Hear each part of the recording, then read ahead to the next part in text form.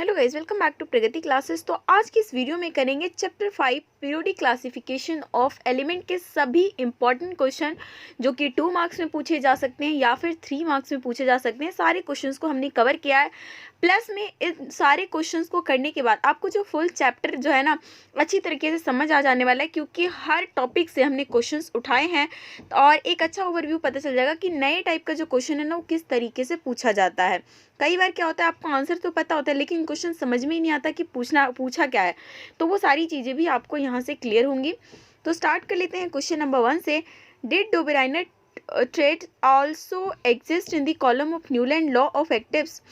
Explain your answer। और उसके बाद ए और बी और पार्ट दिया, write main limitation of Dobereiner classification of element, और बी पार्ट में पूछा हुआ है what were the limitation of Newland law of octaves.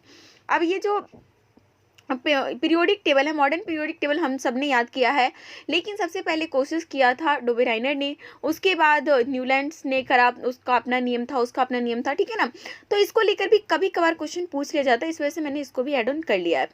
हमसे क्वेश्चन में क्या पूछा कि क्या डोबेराइनर का जो ट्रायड है वो क्या न्यूलैंड लॉ ऑफ एक्टिव्स में भी एग्जिस्ट करता है कि नहीं करता। तो answer is yes, Dobereiner triad also exist in column of Newland octaves.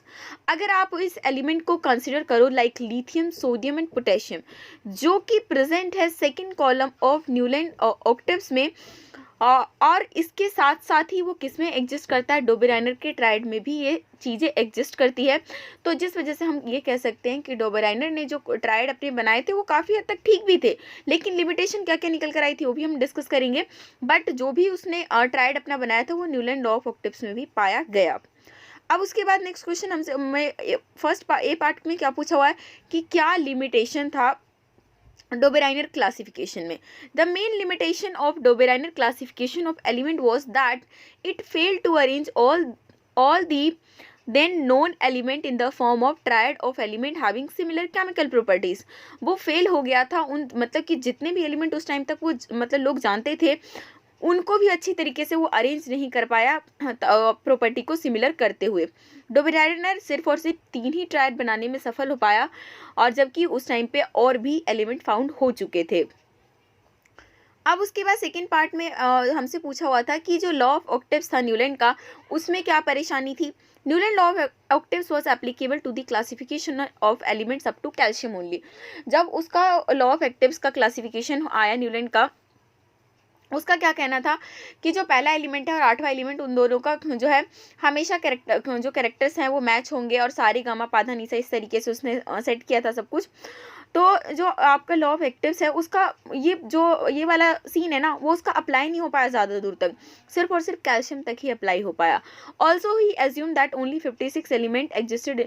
इसके अलावा उसने ये भी कह दिया था कि नेचर में ना सिर्फ और सिर्फ 56 एलिमेंट है और बाद में कोई भी एलिमेंट नहीं ढूंढा जाएगा। तो ये भी एक बड़ी कमी निकल कर आई थी न्यूलैंड्स की। ओके, अब आगे चलते हैं क्वेश्चन नंबर सेकेंड में। What write two limitation of Mendeleev periodic table. पहले डोबेराइनर आता है, फिर न्यूलैंड आता है, उसके बाद मेंडलीव की बारी।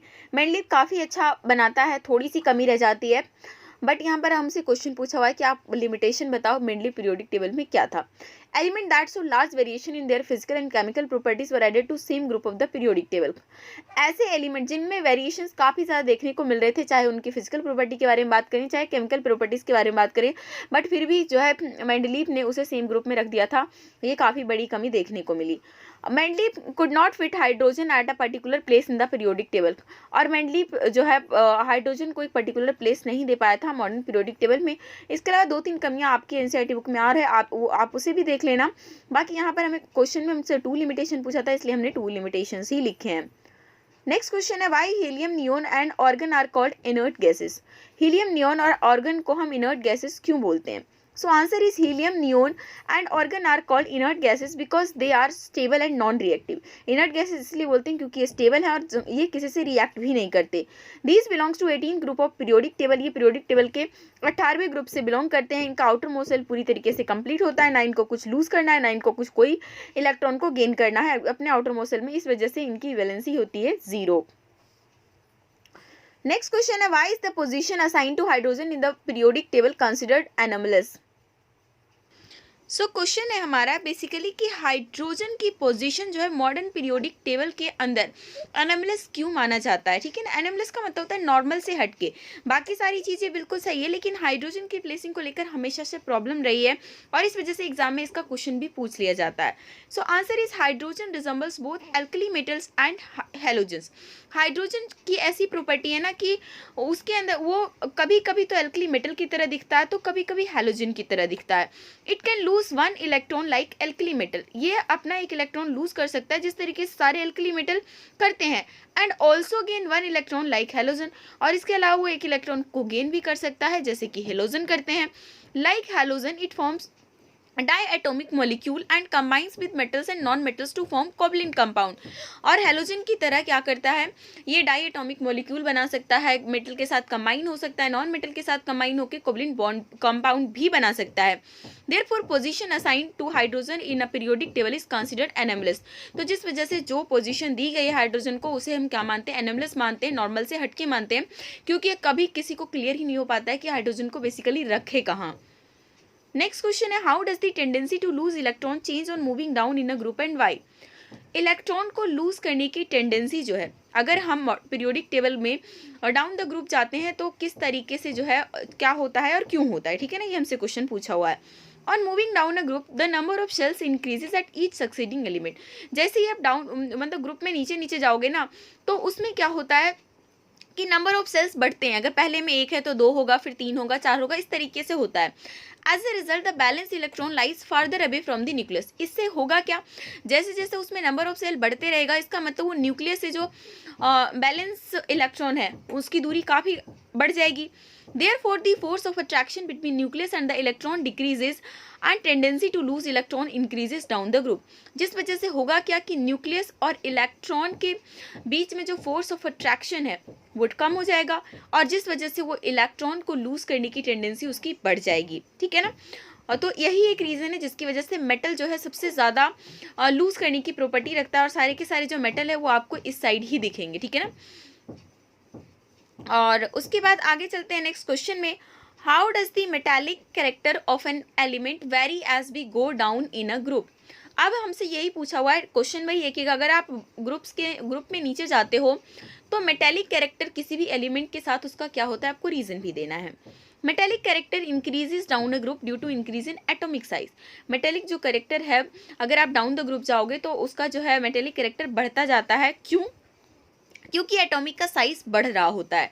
दस the outermost electron are farther away from the nucleus, और आउटर मोस्ट जो इलेक्ट्रॉन होगा वो न्यूक्लियस से ज़्यादा दूरी उसमें होता रहेगा। Therefore can be lost easily, और इस वजह से उसको वो आसानी से खो सकता है। Hence the electro positive character और मेटेलिक कैरेक्टर इंक्रीज। तो जिस वजह से हम कहते हैं कि इलेक्ट्रो पॉजिटिव कैरेक्टर और मेटेलिक कैरेक्टर जो इंक्रीज होता है। अगर आप ध्यान से पढ़ रहे होगे ना आपको पता हो चलना चाहिए कि इससे पहले वाला क्वेश्चन इसमें क्वेश्चन लगभग एक जैसा ही, लेकिन क्वेश्चन देखिए अलग पूछा गया है। इसमें हमसे पूछा हुआ था किसके बारे में, टेंडेंसी टू लूज इलेक्ट्रॉन के बारे में, और हमसे इसमें पूछा मेटेलिक कैरेक्टर। तो मेटेलिक कैरेक्टर ही तो वही चीज़ है ना कि कितना ज़्यादा वो लूज करने को तैयार है। ठीक है ना, उसी को इलेक्ट्रो पॉजिटिव कैरेक्टर या फिर मेटेलिक कैरेक्टर बोलते हैं। ओके, तो ये हमारा हो गया। नेक्स्ट आगे बढ़ते हैं क्वेश्चन नंबर 7 में। Why metallic oxides are basic in nature whereas non metallic oxide are acidic in nature. Metallic oxide जो होता है उसका नेचर बेसिक होता है because they react with dilute acid. ठीक है ना, क्यों, क्योंकि वो जो है डाइल्यूट एसिड के साथ रिएक्शन करके सॉल्ट और वाटर बना सकता है। और ये जो प्रॉपर्टी है ये किसकी प्रॉपर्टी होती है, कोई भी चीज़ जो एसिड के साथ रिएक्शन बना के सॉल्ट और वाटर बना रहा है वो क्या डेफिनेटली बेसिक है ना। तो इस वजह से मेटेलिक ऑक्साइड जो है बेसिक है। वो वाटर से रिएक्ट करके मेटल हाइड्रोक्साइड भी बनाता है जो कि अल्कलाइन होता है नेचर में, because this metal hydroxide release OH minus ion in solution. Okay, दूसरी तरफ अगर हम बात करें नॉन मेटेलिक ऑक्साइड की तो वो वाटर के साथ एसिडिक सोल्यूशन बनाता है और लिबरेट करता है H+ आयन्स इन सोल्यूशन। इस वजह से नॉन मेटेलिक ऑक्साइड्स को हम क्या बोलेंगे कि वो एक एसिडिक नेचर में होता है। क्वेश्चन काफ़ी इंपॉर्टेंट है, आपको अच्छी तरीके से लर्न होना चाहिए। नेक्स्ट है how and why does atomic size vary as you go from left to right along a period और डाउन अ ग्रुप। उन्होंने कहा एटॉमिक साइज के साथ क्या होता है जब आप लेफ्ट टू राइट जाते हो या फिर ग्रुप से अप टू डाउन जाते हो। Okay, atomic size decreases from left to right. अगर आप लेफ्ट से राइट की तरफ जाओगे अपने पीरियोडिक टेबल में, ठीक है ना, तो आप देखोगे कि एटॉमिक साइज डिक्रीज होता हुआ नजर आता है, लेकिन क्यों? As the valence electron are attracted more by the nucleus due to increase in the nuclear force. क्योंकि बैलेंस इलेक्ट्रॉन को ना मतलब क्योंकि आप जैसे जैसे आगे बढ़ोगे बैलेंस इलेक्ट्रॉन जो है वो बढ़ेगा, ठीक है ना, तो वो अट्रैक्ट कर लेता है किसकी तरफ? न्यूक्लियस की तरफ, और उसकी वजह से क्या होता है? उसका साइज घटता हुआ हमें दिखता है। सेकेंड पार्ट में हमसे पूछा कि एटॉमिक साइज क्या होगा अगर हम डाउन द ग्रुप जाते हैं, तो इस केस में जो है एटॉमिक साइज इंक्रीज हो जाएगा because the number of shells keep on increasing, therefore distance between the nucleus and the valence electron increases. क्योंकि नंबर ऑफ सेल हर जब जैसे ही आप डाउन द ग्रुप जाओगे तो आपका नंबर ऑफ सेल एक एक करके बढ़ता चला जाएगा, तो जिस वजह से जो है एटॉमिक साइज भी बढ़ जाएगा। ओके, अब आगे चलते हैं नेक्स्ट क्वेश्चन नंबर 9 के अंदर। ये क्वेश्चन है हमारा, 4 elements P, Q, R and S have atomic number 12, 13, 14 and 15 respectively. Answer the following question giving reason. First में पूछा हुआ है कि वैलेंसी जो होगा Q का क्या होगा, उसके बाद इन एलिमेंट्स को मेटल और नॉन मेटल में क्लासीफाई करना है। थर्ड पार्ट में पूछा हुआ है कौन सा वाला एलिमेंट जो है वो मोस्ट बेसिक ऑक्साइड होगा, ठीक है ना, वो जो है बेसिक ऑक्साइड बनाएगा, ठीक है। अब देखिए हमसे ये पूछा हुआ था कि P, Q, R, S, तो P जो है क्वेश्चन में हमसे पूछा क्या हुआ है फर्स्ट पार्ट में वैलेंसी ऑफ Q, तो Q के बारे में देखते हैं। Q का एटॉमिक नंबर कितना हुआ? 13। 13 का इलेक्ट्रॉनिक कॉन्फ़िगरेशन करोगे तो 2, 8 और 3 हो जाएगा, ठीक है ना, 2, 8 एंड 3 हो जाएगा। तो इसका मतलब उसकी वैलेंसी कितनी हो गई? 3 हो गई। The valency of Q is 3 as it valence shell has 3 electron in it. Okay, second part पूछा हुआ था कि आप इसको क्लासीफाई करो कौन सा मेटल है कौन सा नॉन मेटल है। तो P और Q को अगर ध्यान से देखो तो इनके पास जो है P के पास 2 इलेक्ट्रॉन है आउटर सेल में, तो Q के पास कितने हैं? 3 हैं। तो आप ये कह सकते हो कि ये पॉजिटिवली चार्ज आयन है, ठीक है ना, ये किसी ना किसी को देंगे। Whereas element R and S are non metal. अब जब कोई देता है ना तो वो आपका मेटल हो जाता है, तो मतलब P और Q तो हो गया मेटल और R और S हो गए नॉन मेटल। क्यों? क्योंकि ये इलेक्ट्रॉन को गेन करेंगे ना कि ये देंगे। ओके, थर्ड पार्ट में पूछा होता कौन सा एलिमेंट बेसिक ऑक्साइड बनाएगा, तो P और Q, ये जो आपका P और Q है ये बेसिक ऑक्साइड हैं। क्यों? क्योंकि ये मेटल है, ठीक है ना। ये हमने इससे पहले भी पढ़ा था कि जितने भी मेटल्स हैं वो क्या करते हैं? बेसिक ऑक्साइड बनाने का काम करते हैं। तो जिस वजह से हमें मेटल कौन कौन सा दिख रहा है? P और Q, तो और R और S तो हमारा नॉन मेटल में चला गया। तो P और Q क्योंकि मेटल है तो ये क्या बनाएगा? बेसिक ऑक्साइड बनाएगा। तो इस तरीके से ये सारे क्वेश्चन हमारे कवर हो गए। आगे चलते हैं नेक्स्ट क्वेश्चन नंबर 10 में। What is periodicity in properties of element with reference to modern periodic table? Why do all the elements of same group have similar properties? Okay, so answer is the occurrence of the element with the similar properties after certain regular interval when they are arranged in increasing order of atomic number is called periodicity, ठीक है ना। इन्होंने क्या कहा है कि element जिसकी similar properties होती है after the certain regular interval, जब हम उसे अरेंज करते हैं एक इंक्रीजिंग ऑर्डर में, किस ऑर्डर में? एटॉमिक नंबर के हिसाब से अगर इंक्रीजिंग ऑर्डर में हम सेट करते हैं तो उसी चीज़ को क्या बोला जाता है? पीरियोडिसिटी बोला जाता है। अब नेक्स्ट क्या पूछा हुआ है कि आपका जो सारे एलिमेंट्स है सेम ग्रुप के उनकी सिमिलर प्रॉपर्टीज क्यों होती है? So the period repetition of the properties is due to recurrence of similar valence cell configuration after regular interval। तो पीरियोडिक रिपीटेशन जो प्रॉपर्टीज मतलब इसलिए होता है क्योंकि आप क्या करते हो, जो हमारा सिमिलर वैलेंस सेल आता है जो हम रेगुलर इंटरवल के बाद, तो एलिमेंट इन अ ग्रुप, जो अभी आपका एलिमेंट रहेगा किसी भी ग्रुप में, तो किसी एक ग्रुप का मतलब कोई भी एक ग्रुप, 2 ग्रुप में से बहुत सारे ग्रुप हैं खैर, लेकिन एक ग्रुप के आपके जो बैलेंस इलेक्ट्रॉन सेम होते हैं जिस वजह से उनमें सिमिलर प्रॉपर्टीज हमें देखने को मिलती है। अब उसके बाद आगे चलते हैं क्वेश्चन नंबर 11 के अंदर। हमसे पूछा हुआ है कि एक्स और वाई 2 एलिमेंट्स है जिनका एटॉमिक नंबर 20 और 17 है। आपको बताना है कि इसका जो ये कंपाउंड बनेगा उसका फॉर्मूला क्या होगा। And also draw electron dot structure, write the nature and bond in X Y. सब कुछ पूछ लिया। अब इस टाइप का क्वेश्चन जो है हमेशा आपका 3 मार्क्स या 4 मार्क्स में भी, खैर इस बार तो 4 मार्क्स का है नहीं, तो 3 मार्क्स में ज़रूर बनेगा। हेयर अगर हम बात करें तो एटॉमिक नंबर से हमें पता चल जाएगा कि 20 नंबर पे कैल्शियम है और 17 नंबर पे क्लोरीन है। तो यहाँ पर x कैल्शियम है, y क्लोरीन है, और यहाँ पर जो कैल्शियम की वैलेंसी 2 आएगी और क्लोरीन की कितनी आएगी 1। और उससे आप मोलिकुलर फार्मूला आराम से बना सकते हो, 9th क्लास में पढ़ के आए हो कि किस तरीके से हम वैलेंसी से फार्मूला जनरेट करते हैं। x यहाँ पर है, y यहाँ पर है, तो x की वैलेंसी 2 है और y की 1 है, तो इस तरीके से क्रॉस मल्टीप्लाई करते हैं और x y 2 जो हम x के साथ ये 1, y के साथ 2, तो x y 2, तो इसका मोलिकुलर फार्मूला बन गया। ओके, कैल्शियम क्लोराइड का हमसे पूछा हुआ था कि इलेक्ट्रॉन डॉट स्ट्रक्चर बनाओ, तो इस तरीके से बन जाएगा। कैल्शियम की वैलेंसी 2, इसके पास 2 इलेक्ट्रॉन जो है ज़्यादा पड़ा हुआ है, क्लोरीन के पास 1 है, तो इस वजह से तो 2 क्लोरीन की ज़रूरत पड़ी है, एक ये इसको देगा, एक ये इसको देगा, फिर बन जाएगा क्या, कैल्शियम क्लोराइड। अब उसी तरीके से उस चीज़ को स्टेटमेंट में भी हमें लिखना और बताना भी तो है कि किस टाइप का बॉन्ड बना। So calcium and chlorine form an ionic bond in which calcium donates an electron to chlorine so that each atom can acquire full balance cell. Calcium will donate 2 electron, each goes to 1 chlorine molecule, therefore giving the resulting ionic compound CaCl2.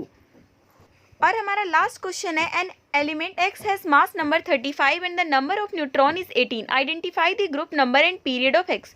Question ऐसा पूछ लिया, student थोड़े से घूम सकते हैं, but घूमने की बिल्कुल जरूरत नहीं। अगर ग्रुप नंबर और पीरियड नंबर आपको कैसे पता चलेगा, जब आप इलेक्ट्रॉनिक कॉन्फ़िगरेशन कर लोगे, और इलेक्ट्रॉनिक कॉन्फ़िगरेशन करने के लिए हमें क्या चाहिए, एटॉमिक नंबर चाहिए।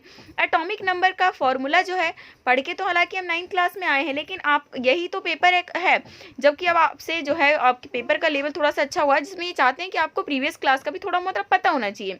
तो एटॉमिक नंबर कैसे हम निकालते थे, मास नंबर में से नंबर ऑफ न्यूट्रॉन घटा दो, तो क्या निकल गया, एटॉमिक नंबर 17। 17 पे वैसे तो क्लोरीन है, बट हमें इससे मतलब नहीं है, क्योंकि हमसे इन्होंने पूछा नहीं कि एलिमेंट का नाम बताओ। तो एटॉमिक नंबर 17 है, एलिमेंट क्लोरीन है। इलेक्ट्रॉनिक कॉन्फ़िगरेशन करेंगे तो 287 है, ठीक है ना, 287 मतलब 17 पे है, तो हमें पता है टोटल ग्रुप 18 होते हैं, तो ये कौन से वाले ग्रुप में आ जाएगा, 17 ग्रुप में आ जाएगा। और पीरियड के बारे में बात करें तो देखिए कितने शेल हैं, 3 शेल है ना, तो पीरियड आपका कितना हो गया, 3 हो गया। तो बहुत ही ईजी क्वेश्चन था। होपफुली आपको वीडियो पसंद आई होगी, तो वीडियो को लाइक करिए, अपने दोस्तों के साथ शेयर कीजिए। चैनल पे नए जुड़े हैं तो सब्सक्राइब करके बेल आइकन भी क्लिक कर लीजिए, ताकि नई वीडियो की नोटिफिकेशन आपको तुरंत मिल सके। सारे ही चैप्टर्स के हमने कवर करे हैं और प्लेलिस्ट बनी हुई है, प्लेलिस्ट में जाकर सारे इंपॉर्टेंट क्वेश्चन की सीरीज़ को ज़रूर देखें एग्जाम से पहले।